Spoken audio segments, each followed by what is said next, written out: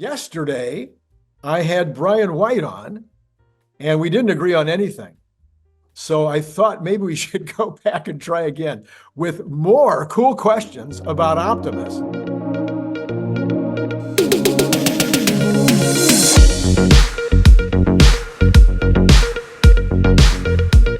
And I think these are really, really, really big deals, Brian. And maybe you'll tell me that I'm just completely, I don't know.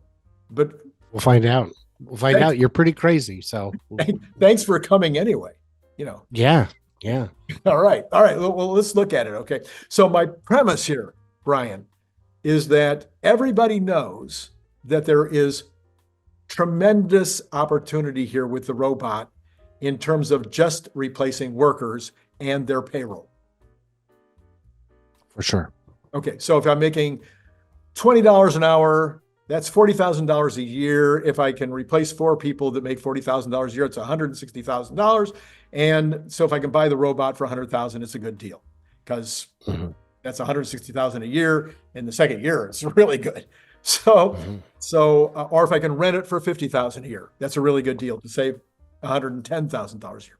So this is really obvious. But then you take that $20 worker and you add on all the Social Security and the vacation time and maybe pension and pension, some amount coming out for pension, all these kind of things that the company might be doing on top of the salary, that makes it an even better deal because it's usually about 35%. Yes. Okay. Yes. That's my premise. My premise is that's obvious. Yes. What I want to talk about today is what's not obvious. Okay. And these are really big. And I want to hear if you think they're really big too. So let's take a look at these. So number one is consistent output. So that was something that you put in my head just a second ago, which is if let's say I've got a little factory. When I worked at the plating plant, we had people who were platers. We had the packers, we had the rackers, we had the managers, and all of the platers knew how to do everything, but everybody else only knew how to do their thing. So if you're going to staff with the assumption that you need extras, people get sick, people get injured, people don't show up, people quit, one bot can do any job. So instead of needing 2 extra per department or 10 extra per department, you could have 2 extra or 10 extra because they can do any task that can be done. There is no cross-training between departments. They either know how to do it or they don't.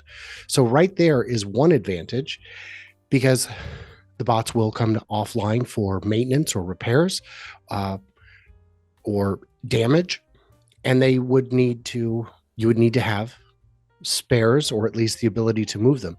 The difference between a bot and a human is you can tell a human to work faster. A bot will have a maximum speed, and if you say, come on, I really need to get out of here by 11, they'll say, leave at 11, I guess. I don't know what to tell you. I'm just a bot. I'm already working at full speed happily. You don't have to pull at my heartstrings. So just having a workforce that is trained in every task all the time has a tremendous value. And you have the consistency of output. So in that factory that you're talking about, the people that were doing the first job might have been operating at 1 speed. So now you have a kind of an idea of what they're doing and how that might apply to the second position where the product's going to go, let's say for maybe it has to be dipped, or maybe it has to be put up on a rack to dry, or whatever it happens to be. So each of those stations, you have a flow, you have a production flow. And if you have the first folks doing it slower than they normally do, then the second guys are standing around, the third guys are practically needing to go home. Or if the first guys are doing it too fast, the second guys can't handle it. And so they can't even handle the product as it's coming. And then even within each position, you've got one guy that does it 10 an hour, and there's a guy standing next to him that can do 20 an hour. So one of the things I thought would be just the consistency. You're always going to know exactly what you need in terms of raw materials, always going to need know how many boxes you need at the other end. You're always going to have this consistent production going through the line. Anytime you've got an analog to digital conversion, there is loss. And with a factory, it's a digital process. You're making a thing, but you're doing it with meat puppets. And meat is an analog process. So at another place I'd worked, we did packaging for software, and the assembly line had a cadence. And you could watch everybody start moving in sync with the cadence of the machines, and they would crank it up to find the maximum sweet spot. With bots, you don't need to play that game. You don't need to try and finesse it because it's a digital process with digital equipment making a digital output, so to speak. So the consistency is great. And like you were saying, we would have people who could do, oh, well, this guy's really good at, collating discs. And this guy isn't. So we're going to move him over here. I mean, really, he's smarter. We should really have him down at quality assurance. But the beauty is, if you've got 3 people on station 1 and 3 on station 2 with a bot, the guy from the leftmost bot from station 1 could just take 2 steps to the left, and now he's on station 2. So the choke points would become less relevant. And if the machine breaks, any one of those bots is certified to fix it. So imagine if every employee in your factory was the literal jack of all trades, the master of all elements of the process. And they may, again, early on, they may not be as fast as the human, but the consistency alone is going to provide tremendous value. And then ultimately at some point they might be faster. But you did just add one to my list, one that I'd thought of 2 or 3 weeks ago, and I should have put on this list. The quality assurance at each stage will be almost perfect. You will not need a QA at the end, or if you do, I guess it could still be a robot, but the QA will be so incredible at each stage because the visual QA will be able to be done at each stage, and they'll never miss. It won't be like, oh, I was looking at a cute girl and I didn't pay attention to my QA on that particular one. So one thing a robot can do for QA for packaging that humans can't as effectively is when Lego puts all their pieces in a box, the machine is very consistent. It knows what number of items went into each box, but when it reaches the end, they weigh the box. And they weigh it to within grams. And if the grams are correct, it has the correct pieces. Now, you could have an extra green instead of a blue, but they already QA'd that along the line. So I do not think I have ever heard of someone getting an incomplete Lego kit or a Lego kit with too many pieces. It always has the correct number of bricks. I'm thinking of the other way because I was a printer. So if I'm a printer and I'm putting on a color and my operator is in charge of looking at that and making sure that print looks right. Okay.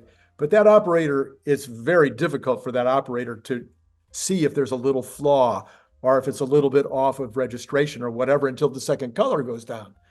But a bot will have an absolutely perfect ability through vision and computerization to check every single application of that color as it goes down. And so in our business, it would be the person who got the final product and put it on the dryer, who is QA, and they would look at the product and see if the entire product now looks right. But with the bot checking every single element along the way, that would be irrelevant. And they would be able to do it at every step. Randy, what a brave new world we're entering, where water bottles come off the line with even greater precision. Or t-shirts. Or pens, or who knows what. Or anything that and that's the big thing. I had a gentleman ask me, why do so many people focus on, oh, it could fold clothes, oh, it could do my dishes? And the answer is, unlike a lot of technologies, like with AI, if it's images, people understand, I get what this does. But when it comes to other kinds of AI, they can't wrap their head around it because it's outside their world. Dishes are within their world. Folding clothes is within their world, and they can understand all that. So it's what you do every day that you understand. Okay, maybe every hotel has bot porters They don't require tips. They'll just carry your bags in for you. There you go. That's an effortless application that makes all the sense in the world. So the next one on my list was night shifts.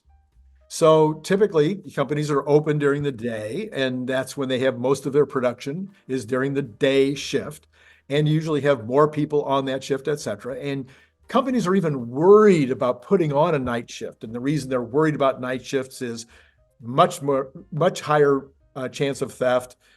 People goof around more on night shifts, get drunk, get high, whatever, make more mistakes, injuries. I mean, everything goes up on night shifts. So people get very nervous about having night shifts, usually don't have much supervision, et cetera, et cetera. So number one is with bots, you'd still have to have at least one supervisor, a human supervisor at night, but you'd have a much less chance of all of these negative issues.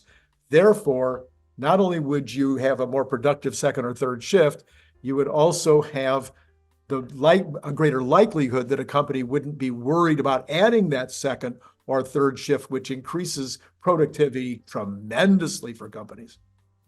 That human supervisor is a transitional role that will not last forever. It may not last for 2 years. And this is beautiful, Randy. Power's cheaper at night. If your factory is concerned about the absolute pennies, only run at night. Yeah. But if the power gets cheap at 6 p.m., that's when we fire up the presses or the stamps or whatever it is that's draining all this juice. And we can smooth out the grid even further because now we're running only during off-peak hours. And for that matter, it makes the neighborhood clean and quiet all day.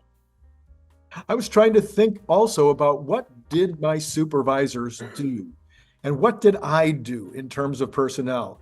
And in terms of personnel, my main responsibilities and those supervisors' main responsibilities, as I recall it, was keeping people in line, keeping the production up, making sure that there was not squabbles between employees over, minor issues, training and retraining, coming to the rescue when things went wrong, just walking around and making sure that people weren't doing stuff they weren't supposed to do. That was a huge amount of time that supervisors are spending and that I was spending that robots would eliminate.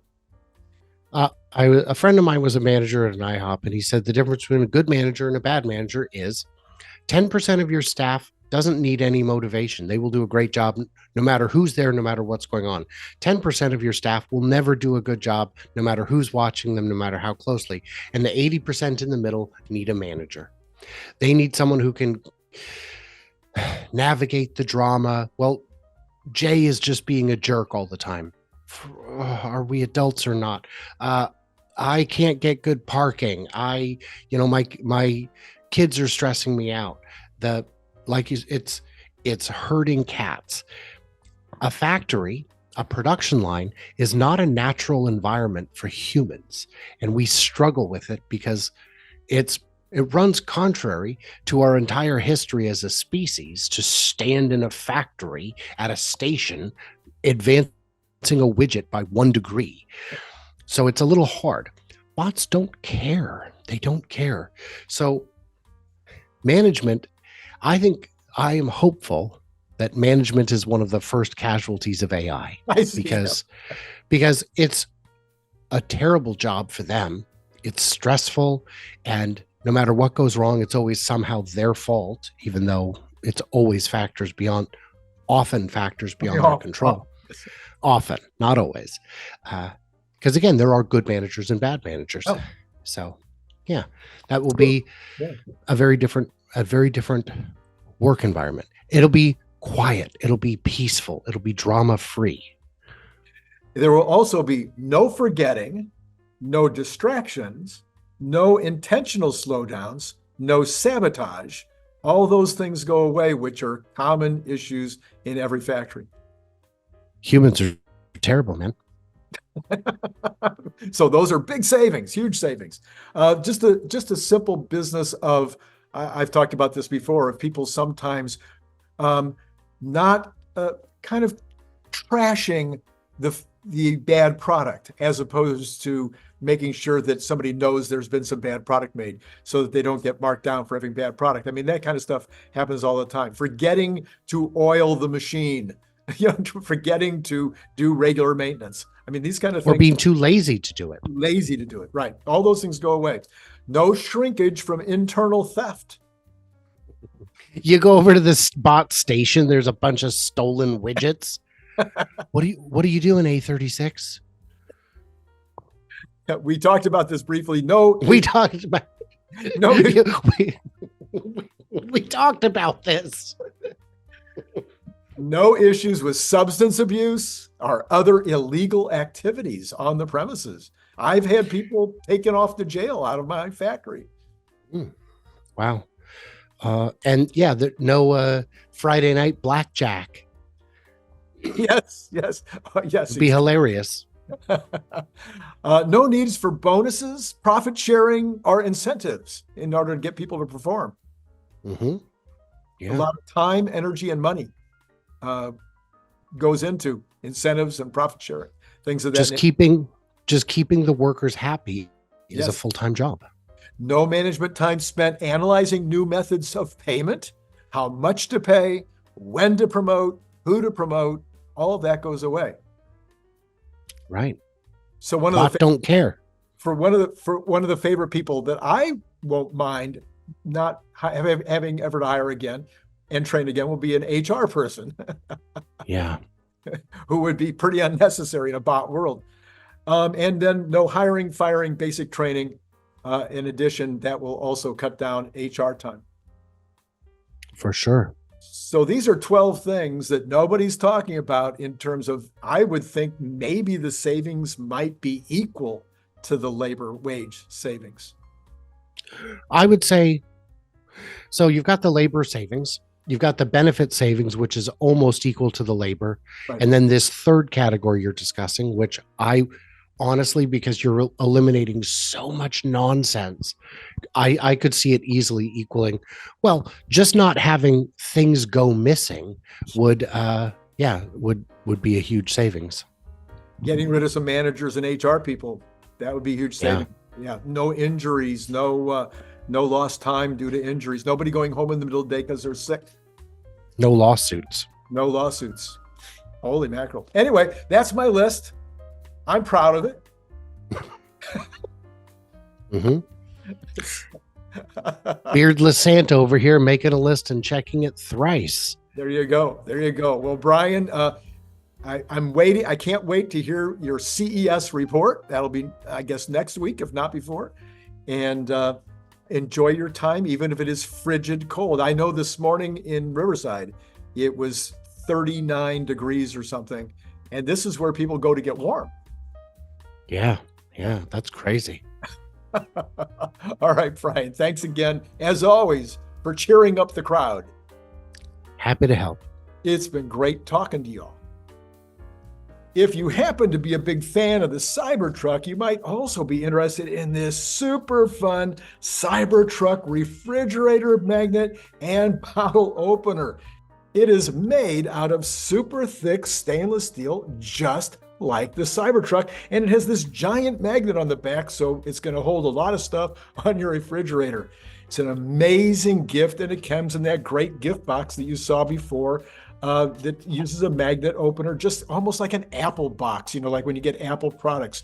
You can buy it on Amazon for $29.95, or you can buy it direct from me by sending $25 to paypal.me/Randy Kirk, all in lowercase letters. Please indicate whether you want the stainless steel look or maybe you'd like to have this very clever camo version. And then if you're not in the US, please add $20 for freight. If you'd like more than one, please check the information below to get pricing, as well as all that information I just told you will be repeated in the information below. So once again, think about joining the channel, getting the up-to-date Tesla news every single day. I think you'll be glad you did. Click the link below to get your paperback, Kindle, or audiobook now.